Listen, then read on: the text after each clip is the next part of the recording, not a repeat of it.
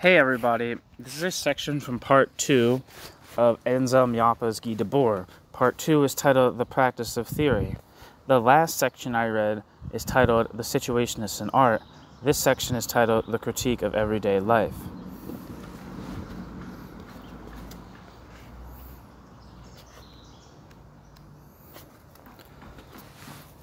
The Critique of Everyday Life. The other main preoccupation of the Situationists during the first years of the Situationist International was the realm of everyday life, the realm of everyday life, the realm of everyday life's critique, and the realm of everyday life's revolutionary transformation. The, quote, historic, end quote, avant-gardes had already sought a change that took account of this, quote, banal, end quote, reality which had hitherto barely ever been reflected upon. During the same period, philosophy had likewise opened the door to it, as witnessed the work of Georg Simmel, the young Lukács's Soul and Form, or later the proponents of phenomenology and existentialism. Philosophical thought tended, however, merely to transform, quote, everydayness, end quote, into another abstract category and to treat the quotidian as the locus of banality par excellence. Banality was thus invested by philosophy with an eternal character, and everyday life was considered to be unchanging no matter what transformations might take place in life's, quote, higher, end quote, spheres. Beginning with Rimbaud's injunction to, quote, I don't know if I'm saying it right, Rimbaud. Arthur Rimbaud. That's probably how you say it. There's a good movie, or I remember it being good. I don't know if it's actually good, but I remember it's like, what's it called? Like Total Eclipse of the Heart or something like that, which is, has Leonardo DiCaprio playing Arthur Rimbaud. And some guy, what's the other guy that he was, the other famous French poet? Verlaine, might be. About their relationship.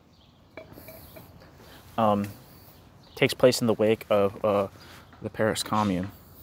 It's an interesting movie. Anyway, beginning with Rimbaud's injunction to, quote, change life, end quote, the artistic avant-gardes had chosen the opposite path, embracing the notion that everyday life can and must change, and indeed that such change is the yardstick by which all promised or effective transformations ought to be gauged. The first criticism leveled at the Soviet Union by the Surrealists concerned not that country's economic or social structure, but rather the survival in the Soviet Union of numerous characteristics of bourgeois morality, among them respect for one's parents. Footnote. See, On the Time When the Surrealists Were Right, in André Breton, Manifestos of Surrealism, translated by Richard Seaver and Helen R. Lane. To ask the simple question, quote, will individuals be happier in their everyday lives, end quote, was the easiest, indeed the most appropriate way of criticizing many supposedly Marxist concepts according to which the benefits of the revolution were largely reduced to an increase in productivity. The young letterists also concerned themselves initially with the search for another lifestyle, for a different everyday life. The young letterists even went so far as to reverse the traditional relationship between art and life, seeking to enlist artistic works in the, quote, construction of situations, end quote. The young letterists held the view that whatever detached itself from the everyday plane was a form of alienation, and that the quest for, quote, superior moments, end quote, meant devaluing the reality of everyday experience.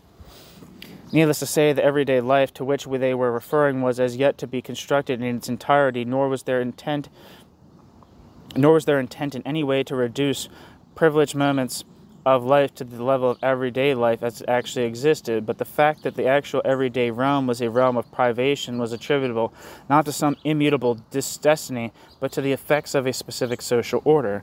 The writings of the Letterist International already clearly outline a critique of the new conditions that were being imposed on everyday life, precisely when it was becoming objectively possible to remove so many obstacles to its liberation. Later, when the young letterists moved beyond spontaneous refusal and sought a deeper theoretical understanding, they came upon the work of Henri Lefebvre. Lefebvre's influence on the future theories of the Situationists was very great.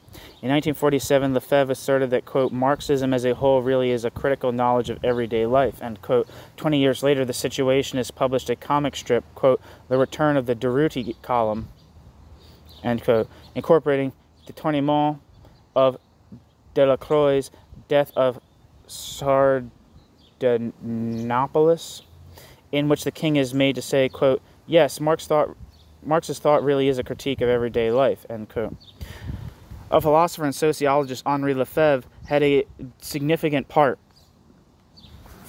during his long life in many decisive stages in French culture. He published some 70 books. In the 20s, he was a prime mover in the, quote, philosophies, end quote, group, one of the rare attempts in France to develop an independent Marxist theory. This group found itself at times in concert, at times in competition with the Surrealists. In the wake of the experience, Lefebvre joined the French Communist Party, in which he remained active for some 30 years, seeking sometimes with grotesque results to reconcile his research with the party line. Footnote, as recounted by Lefebvre in his Le Thème des Méprises and Le Somme et le reste.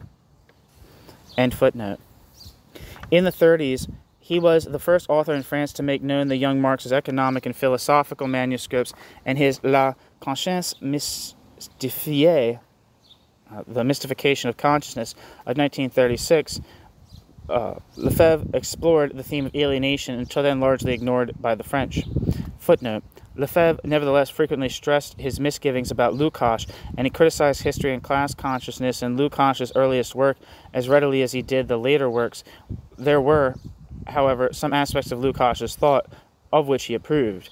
End footnote. During the period of, quote, de-Stalinization, end quote, Lefebvre was for a time considered, quote, the most important contemporary Marxist philosophers. The most important of contemporary Marxist philosophers, end quote. Although Lefebvre's thinking was in fact highly eclectic, even, according to some critics, dilettantish, drawing upon Nietzsche, Husserl, or Heidegger, as well as upon Marx. Lefebvre's renown in the 50s doubtless stemmed from his many popularizing accounts of Marxism, but Lefebvre's most significant contributions to theory are to be found above all in volumes 1 and 2 of his Critique of Everyday Life. The first volume was written in 1945 and published in 1947, and is marked by the climate of enthusiasm that followed the liberation of France. Lefebvre's long forward to the second edition of 1958 and the second volume of the work published in 1961 take up the study from a substantially different point of view. Footnote. Henri Lefebvre, Critique de la vie quotidienne, translated to English by John Moore as Critique of Everyday Life, 1 Introduction, and Critique de la vie quotidienne, 2 Fondement d'une sociologie de la quotidienneté. A third volume, Foundations of a Sociology of Everydayness. A third volume is subtitled De la modernité au modernisme pour une métaphilosophie du quotidien, from modernity to modernism towards a metaphilosophy of the everyday. End footnote.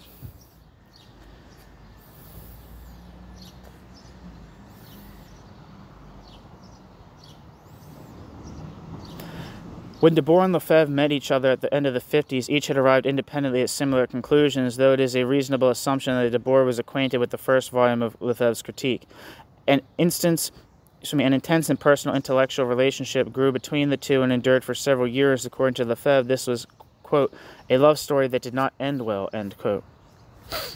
Out of this fruitful encounter came, on the one hand, Perspectives for Conscious Alterations of Everyday Life, a talk delivered by Debord on May 1961 to a study group convened by Lefebvre, and, on the other hand, the second volume of Lefebvre's work, published at the end of the same year. At certain points, these two texts correspond almost word for word. Footnote. Characteristically for the Situationist International, Debord's address was not delivered live but via a tape recorder. Here's a good example of a now commonplace device. Witness the frequent replacement of speakers at conferences by video recordings being invented by an avant-garde group with a quite different purpose in mind. End footnote. Henri Lefebvre was the only person with an institutional position in the cultural world with whom the Situationists ever worked closely. Henri Lefebvre had a reputation as a heretic, but Henri Lefebvre was nevertheless a signed-up academic and intellectual, and indeed until 1958 had been an eminent member of the Communist Party. The Situationists were no doubt attracted by Lefebvre's conviction that real life had to be transformed. Lefebvre had come by this aspiration in the days of his collaboration with the Surrealists in the 1920s, and it had retained its power over Lefebvre despite Lefebvre's subsequent and at times violent polemics with them. As he himself put it, quote, this metamorphosis of everyday life was the reason for my communicating with Surrealism through Éluard. It was a message that very much later I conveyed in turn to the Situationists, end quote. Needless to say, the Situationists themselves would certainly have taken issue with the implication that they had to wait for Lefebvre before discovering the need for such a change. In any case, even after his break with the Situationist International, Lefebvre acknowledged that, quote, there has been no avant-garde since the Surrealists except for the Situationists, end quote.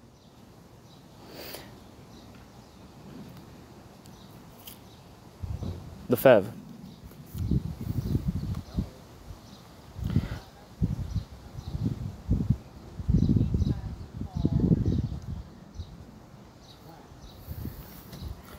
Volume 1 of the Critique of Everyday Life, which is subtitled Introduction, proclaims the importance of everyday life as a dimension of human existence that is quite fundamental and quite misunderstood.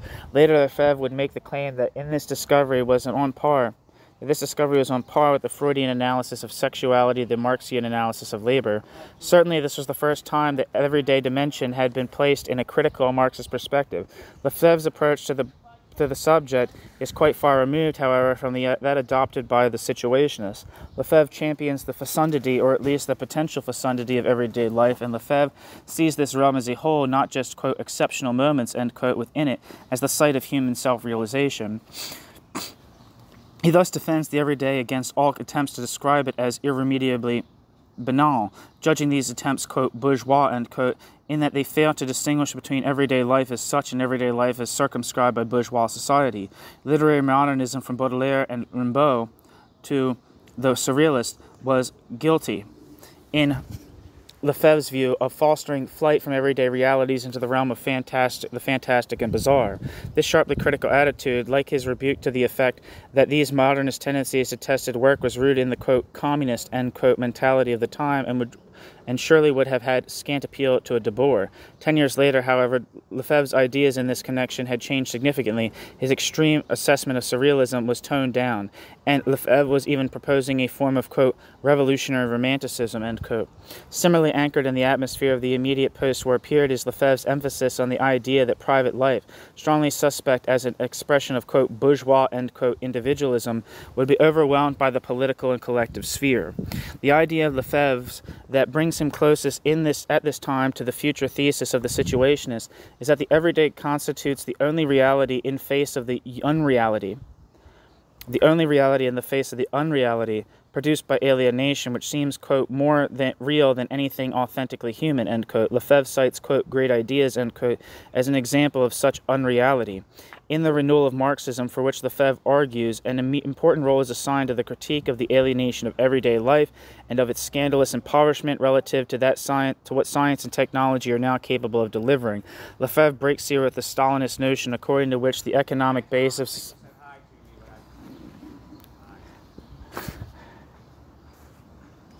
In the renewal of Marxism, for which Lefebvre argues, an important role is assigned to the critique of the alienation of everyday life and its scandalous impoverishment relative to what science and technology are now capable of delivering. Lefebvre breaks here with the Stalinist notion according to which the economic base of society mechanically determines the superstructure, including, among other modes of life. He maintains that, quote, objective conditions, end quote, do not suffice to produce a revolution, that revolution will not occur until the masses, quote, are no longer able or willing to live as before, end quote. Such claims, like Lefebvre's thesis that philosophy is also a form of alienation, one that must be not simply abolished but transcended in the Hegelian sense, that is to say, realized on the everyday plane, clearly foreshadow a number of the principal themes of the Situationist theory of the 1960s. Footnote. Paradoxically, in claiming that philosophy is a form of alienation, Lefebvre was simultaneously offering a defense of philosophy, which in the Stalinist view had been rendered obsolete by science. End footnote. The true content of philosophy lies in the idea of the, quote, total man, end quote, the realization of which would entail the disappearance of the divisions between superior and inferior moments of life, between the rational and the irrational, and between public and private, after the fashion, roughly speaking, of the traditional festival. Lefebvre foresees a new, quote, art of living, end quote, and a, quote, new wisdom, end quote, commensurate with the level already reached in the human domination of nature, and Lefebvre expresses the hope that a kind of progress may soon be achieved that has no negative aspect.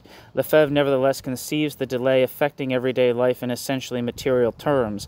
The proletarian still often lives in a hovel, while the power of society is deployed at the level of the state or of industry.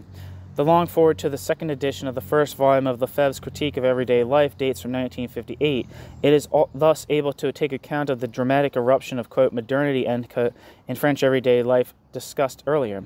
First and foremost, Lefebvre notes a distinct deterioration in everyday life, which now represents a backward sector relative to the development of technology, and he speaks in terms of, quote, uneven development, end quote. This backwardness is rendered all the more pertinent by the fact that technology has itself greatly widened that gulf between the possible and the real to which Lefebvre attributes such great motor power. In this sense, it may be said that technology levels a more telling critique at everyday life than does poetry, for it is able to challenge current everyday experience with realizable possibilities, not with mere reveries. The organization of leisure, too, in a sense constitutes a critique of everyday life, for it implies the idea of a free use of available means. At the same time, of course, under existing conditions, it also constitutes a new kind of alienation. And this is particularly true when man is in his, quote, free, end quote, time becomes a mere spectator living by proxy. Footnote.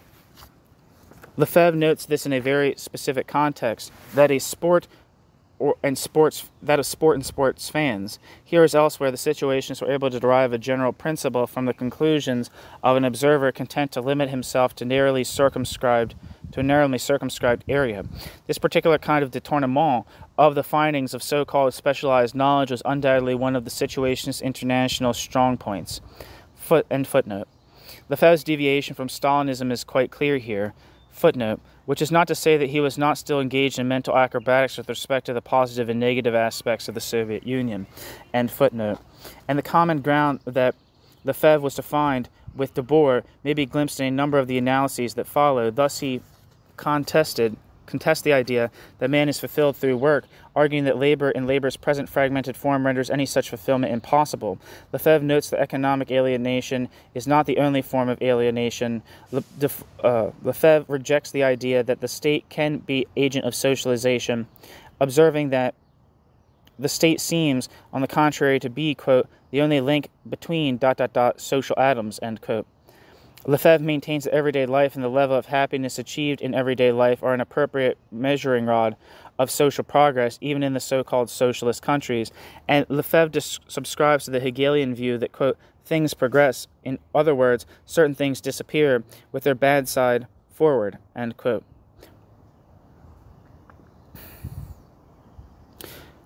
Lefebvre's view that every day is the frontier between the dominated and the non-dominated, the source of both alienation and disalienation, is also part of the theory of the Situationists.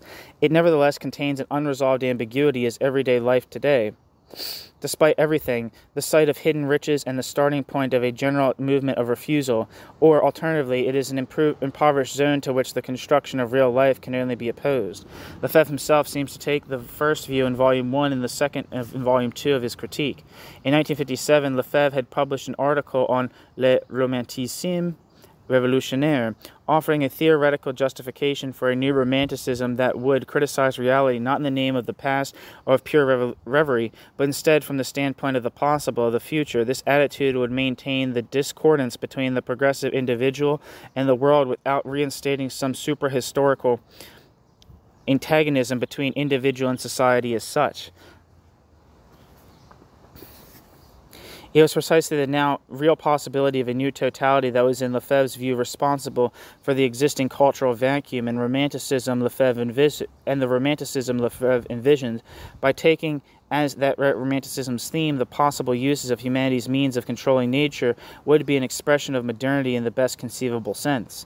In the first issue of International Situationist, Debord endorsed this project in broad outline, but reproached Lefebvre for restricting himself to, quote, the simple expression of a discordance, end quote. quote, the simple expression of a discordance, end quote, and failing to envisage practical experiments for exploring new uses of life. Lefebvre's, quote, consciousness of the possible/impossible, end quote, was too vague a notion according to Debord, and it was a mistake to continue relying, like Lefebvre, solely on the, quote, expression, end quote, of society's contradictions, which, quote, have already been expressed by all modern art up to and including the destruction of the expression itself.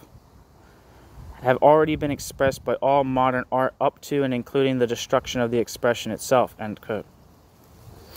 Henceforward, quote, art can cease to be a report on sensations and become a direct organization of higher sensations, end quote. In the second volume of his Critique of 1961, Lefebvre cites with approval Debord's observation that everyday life, quote, is literally, quote, colonized, end quote, and the collaboration between the two is discernible in a number of ideas to which they both subscribed. Thus, Lefebvre acknowledges that a social transformation could be precipitated not by poverty, but by needs and desires in their richness and complexity, as too by a reaction against the manipulation of needs divorced from desires.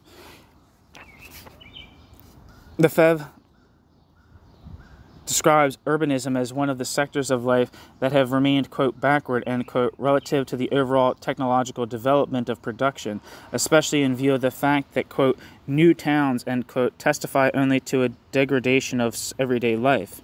Here we see the beginnings of Lefebvre's later passionate interest in the issues of town planning and space, to which he was later to devote a long series of publications. Footnote: these include Le Droit à la Ville of 1968. I don't know if that's right to the city. That's what that translates as. I'm not sure. Du rural à la urbain, la révolution urbaine, espace et politique of 1972, la pensée marxiste de la ville. The culmination of the series is La production de l'espace.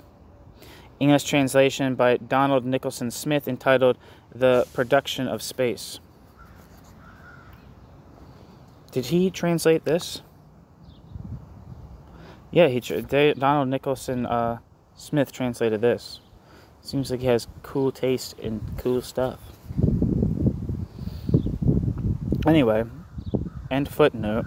Now, where is the footnote in the text?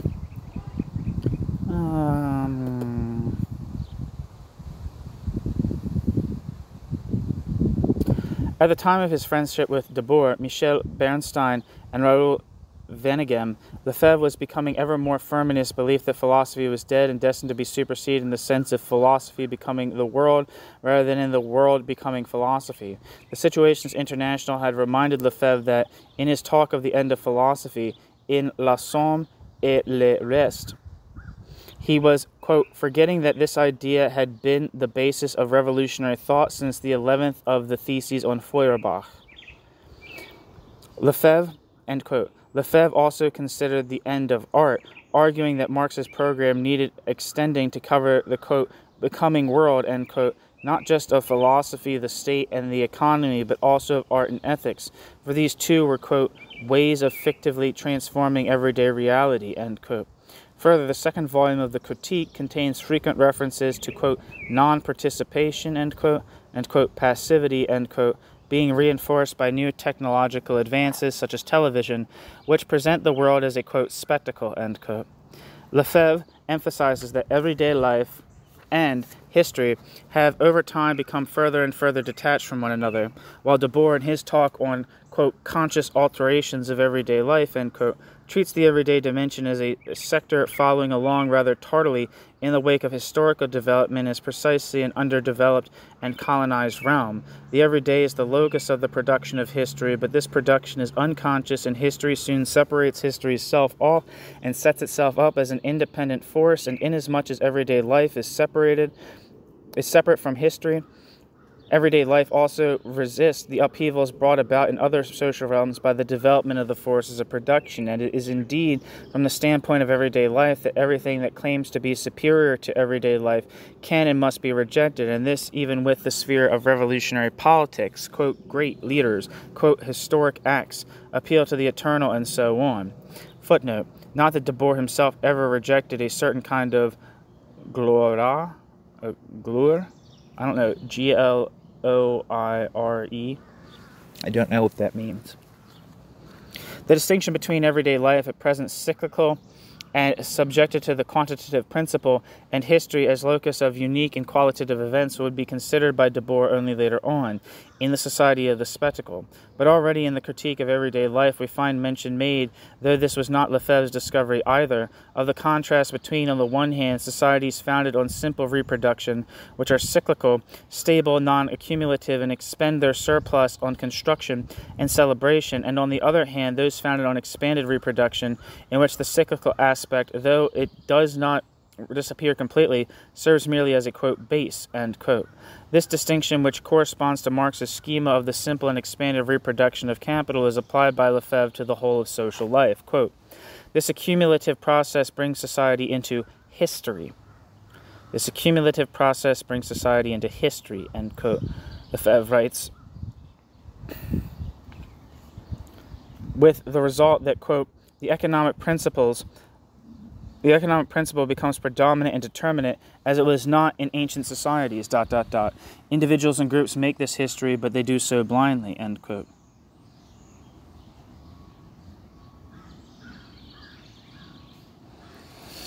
Human activities themselves now fall into two categories, accumulative and non-accumulative, while everyday life, which remains bound to the cyclical, but which is at the same time subordinated to accumulation, lies at the intersection of the two. A genuine personal life ought to be created as a work, conscious history, and thus rescued from the impervious mechanisms that at present govern everyday life. After a few years, Lefebvre and the Situationist parted company amidst reciprocal accusations of plagiarism concerning in particular the text on the Paris Commune. Lefebvre carried on with his research, deepening its anthropological resonance and trying without much success to promote his views as a counter to structuralism. The Situationists proceeded along their own path, and when the big moment of 1968 arrived, Lefebvre was one of their favorite targets as a, quote, recuperator, end quote, busily assimilating revolutionary themes into the perspective of the existing society. All in all, it is fair to say that Lefebvre took at least as much from the Situationists as the Situationists took from Lefebvre. To be convinced of this, one needs merely to look at a lecture from his 1967 on, quote, literature and modern art as forms of the destruction and self-destruction of art, end quote. Henri Lefebvre.